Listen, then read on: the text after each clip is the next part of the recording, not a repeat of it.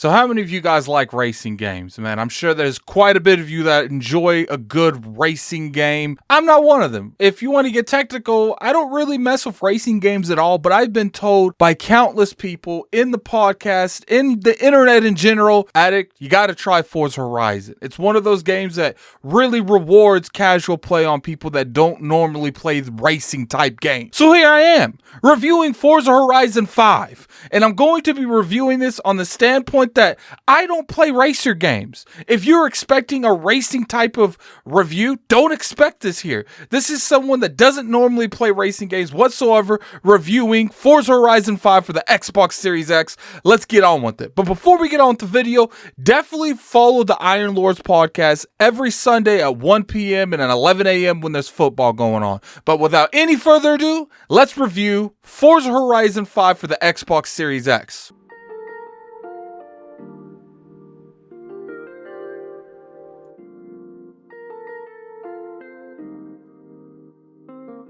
What's going on, you guys? Lord Addict here, coming at you for another review. Today we're going to be reviewing Forza Horizon 5. For those of you that's been following the podcast, you know that when it comes to Forza Horizon, or really any racer in general, I've always been one of the gamers that never really resonated with the racing genre besides the Need for Speed Most Wanteds. I've really enjoyed those type of games, and you know, for the most part, you got to put some kind of cop racing thing in there or cop chasing thing before I really want to try these type of racing games out. And for the most part, the only real Forza game I have played is Forza Horizon 2. Sure, Forza Horizon 3 and Forza Horizon 4, I might pop in and, you know, see how good the game looks. I remember when the Series X came out, one of the first games I played was a Forza Horizon for a whole 3 to 4 minutes, and I turned that sucker right off.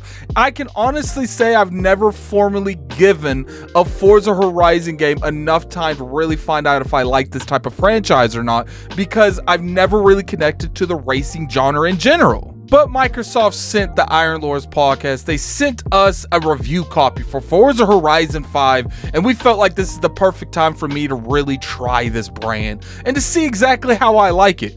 And well, I actually have to say I'm very surprised. Now, let's talk about the graphics of this game first. Forza Horizon 5 is actually pretty gorgeous. Like, I do play it on the Xbox Series X. I do not know what condition this game looks over on the original Xbox or the big bulky Xbox, but when over here on the Xbox Series X, and I'm assuming on the PC, the game is gorgeous. It's in Mexico, and you can really feel the world just alive on here. I do wish that there was a little bit more in terms of stuff going on, you know, a little bit more to actually make it seem like Mexico is alive and not necessarily just a playground for you to play in. I would have liked a little bit more traffic going into this game. Now, is there traffic in this game? Yes, there's definitely traffic in this game, but I felt like they could have did a little bit different. Maybe it's because it is a cross-generation game, and to my knowledge, it is on the older system, so you know, having that kind of outdated hardware that Playground Games had to work around, I can understand why there were some limitations from the ground floor in terms of how they were making Forza Horizon 5. But I feel like when they make another Forza Horizon, regardless wherever it is, I know a lot of people want it to be in Japan, let's have a little bit more of a world that's alive. Now, I'm not saying this world wasn't alive to a point, but I do feel like they can do better on this, where I want to drive through these areas and I want to see lots of cars, I want to see lots of animals going around. And sure, you saw some of that in here, but I felt like if it was in that actual area in real life, you would see a lot more of it than you saw in this game. Clearly, it's a video game. I understand that. I understand to a point, it's not really about the wildlife or about the traffic going around. It's about the racing and the environment and actually using these cars in this playground that they've made. And as far as Mexico, keep in mind, I have never been to Mexico, but what I see here, if Mexico is anything like this, and what I've been told, Playground Games does a really good job at capturing the aspect of the worlds that they build for the Forza Horizon franchise. They did a really good job in this. You know, like I said, I've never been to Mexico, but it makes me actually want to visit these places, see what I'm racing through, see the towns that you're racing through. I like when you're doing some of the races in Forza Horizon 5 where you're trying to drift around the corners of a city or a town. I do think this is one of the aspects of the game that I enjoy the most, where you feel like you're actually in the Fast and the Furious movie. Back in the day, not now. Obviously now it's not Fast and the Furious, but you guys get the point. And it really shows you that Playground Games has a real good pulse on how to make different types of the map. You got the desert area, you got the forest area, the swamp area, you got the just wide opens areas, you got the city areas, you got the town areas. The thing that is really nice about Forza Horizon 5 is that they were able to make all of these different parts of the map seem unique in its own different way. When you're doing some of the races that put you around the entire map, yes, I said the entire map. These races generally take 20 to 30 minutes long to complete them. They really give you a good sensation of how well this map has been made and how good this map is. Keep in mind, some of the races are actually around mountaintops. There's a huge mountain in this game where there's a lot of times when you do a race around that mountain, you're going through that mountain. You're going up it and then you're going down it, you're going through it in general. And I've really enjoyed the diversity in terms of the races, because there is races for anything you can think of in this game. You have the off-road races, you have the street races, the country races. There is a lot of different things for everyone here. And sure, people such as myself doesn't normally play these type of racing games, it's really nice that they give you the option to do anything you really want to. I personally enjoyed the off-road races. I felt like those were really put well together and they really satisfied my sensation to race in this game.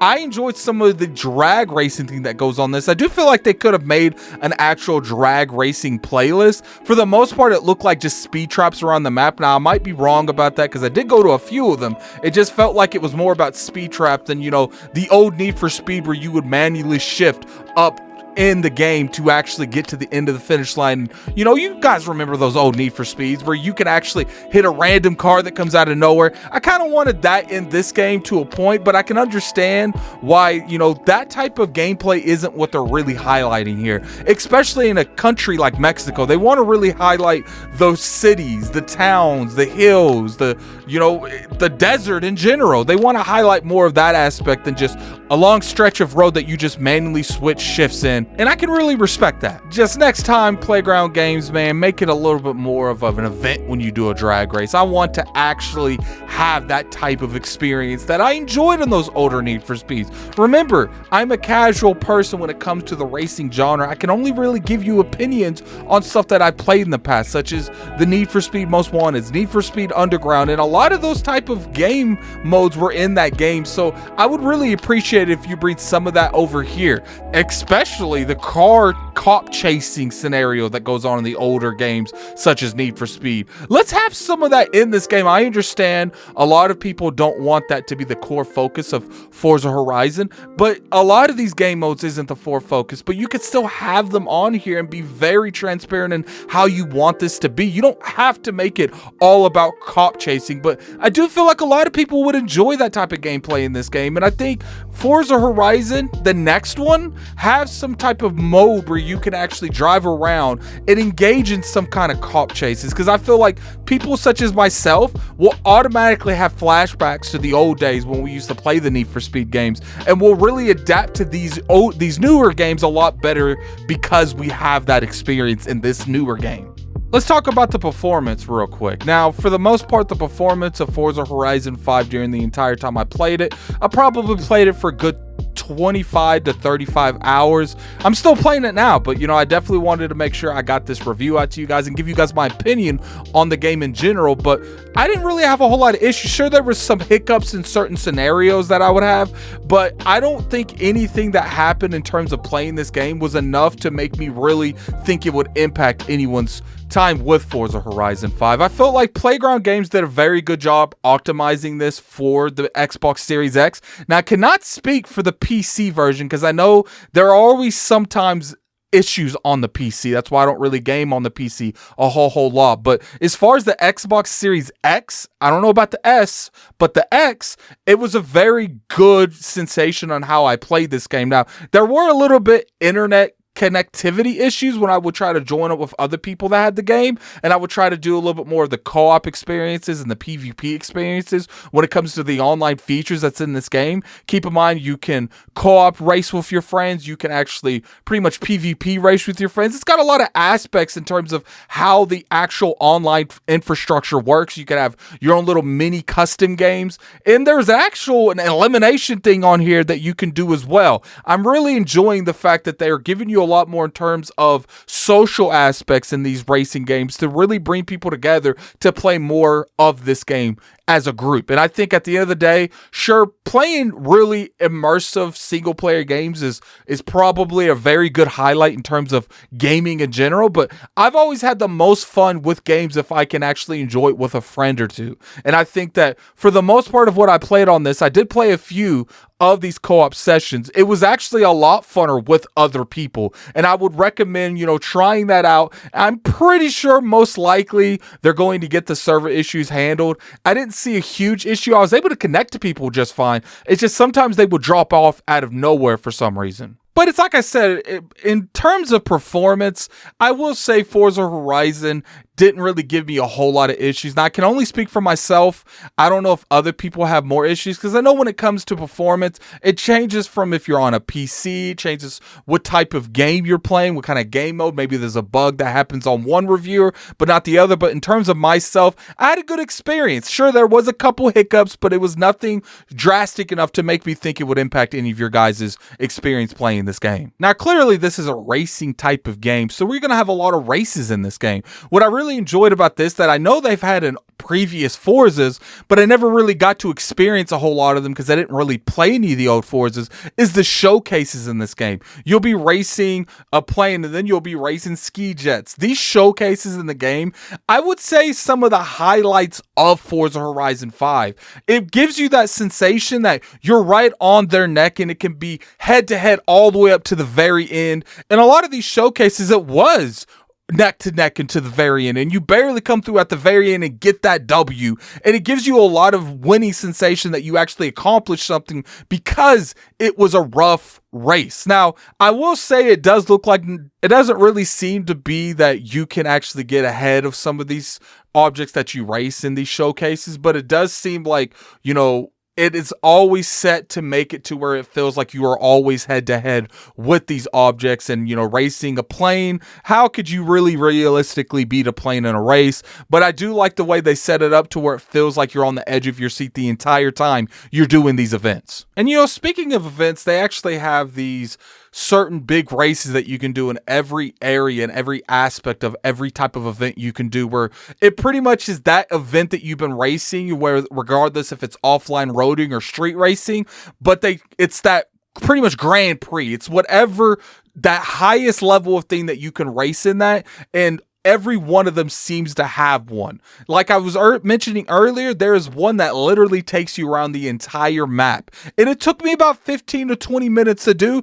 The off-road one was a very good experience as well, and that took me about 20 to 25 minutes. Sure, some of these feel like they're a little bit dragged out, and maybe pull them back a little bit for future installments, in my opinion. Obviously, I'm not really a huge racer, so I can understand if a lot of the other gamers that love these type of games like that. But to me, it did feel a little bit just drawn out. Like by the time I finished some of these races, I was done. I wanted to turn off Forza Horizon. It didn't necessarily, mean it was a bad thing. It just meant like I felt like I was racing forever. And sure, it was really good experience in terms of doing some of these races where it took you around the whole map. It was fun doing it one time, but after doing it more than one time, it kind of felt a little bit redundant, because I felt like I would race around the map and I was really taking in all of the aspects that this Mexico map that Playground Games has designed and built in Forza Horizon 5. But by the time you go around the whole map one time,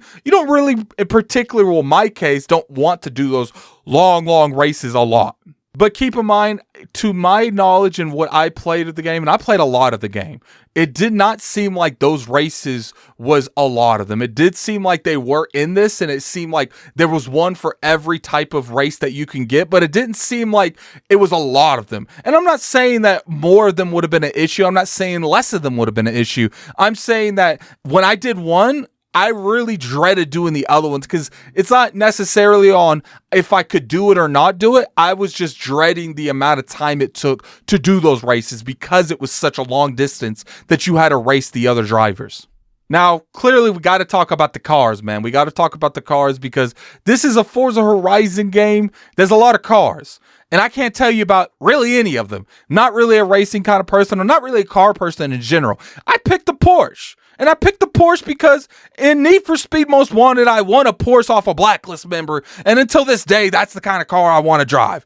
Sure, was there a lot of different options here? You get cars for just about anything. I didn't buy a lot of cars in this game. There were some I did buy, but for the most part, you just win cars. You win massive amounts of cars. You do anything, you win cars. You do any type of skills, any type of achievements that's in the game, you win cars. So they always are able to give you something new to drive. And if you're a real big car maniac, like some of my friends are, I'm sure you're going to spend hours in there designing your own designs, making the cars look good. They have a huge social aspect in this game to where you can make your design and they'll actually give it to other people and let them download it and actually rate you if you like that design or not. And I think that's a really good aspect, once again, with the social aspect. Now, let's talk a little bit about the customization and your avatars and stuff. I felt like they could improve on this. Not everyone dresses the same. And I went through an entire page and it was literally almost the exact same type of clothes, just slightly altered. And I'm not saying